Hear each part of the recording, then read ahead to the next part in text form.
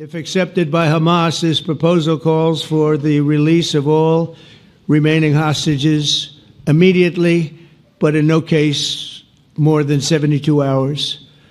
So the hostages are coming back, and I hate even saying this from the standpoint, doesn't sound right, but it is so important to the parents. The bodies of the young men, I believe in almost all cases, the young men are coming back immediately.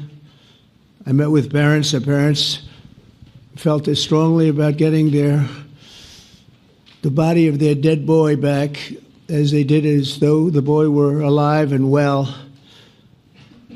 It's so important to them. And it means the immediate end to the war itself, not just Gaza. It's the war itself.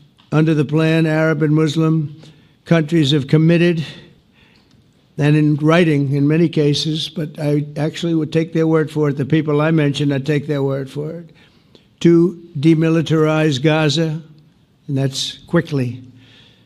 Decommission the military capabilities of Hamas and all other terror organizations, do that immediately. And we're relying on the countries that I named and others to deal with Hamas. And I'm hearing that Hamas wants to get this done too, and that's a good thing. And destroy all terror infrastructure, including the tunnels, weapons of production facilities. They have a lot of production facilities that we're destroying. They'll also help train local police forces in the areas that we're discussing right now, in particular in and around Gaza, working with the new transitional authority in Gaza. All parties will agree on a timeline for Israeli forces to withdraw in phases. They'll be withdrawing in phases. No more shooting, hopefully, as progress is made toward achieving these goals. Arab and Muslim nations need to be allowed the chance to fulfill these commitments of dealing with Hamas. They have to deal with them because they were the one group that we have not dealt with. I haven't dealt with them. But the Arab countries are going to, and Muslim countries are going to be dealing with Hamas, and I believe they've already been there. I think they probably have an understanding, and they haven't maybe mentioned that, but I would imagine they do, otherwise they wouldn't have gone as far as they've gone. If they're unable to do so, then Israel would have the absolute right, and actually our full backing, the U.S. full backing. Marco's here, and a lot of our leaders are here, our great Vice President, Susie Wiles, Steve Witkoff, Jared Kushner.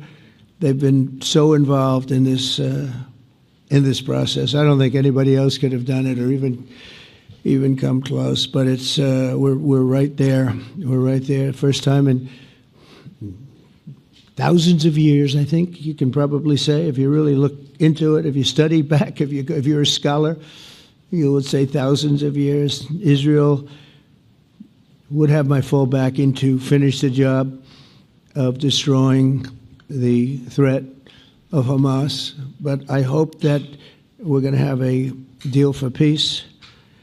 And if Hamas rejects the deal, which is always possible, they're the only one left. Everyone else has accepted it. But I have a feeling that we're going to have a positive answer. But if not, as you know, Bibi, you'd have our full backing to do what you would have to do. Subscribe to OneIndia and never miss an update.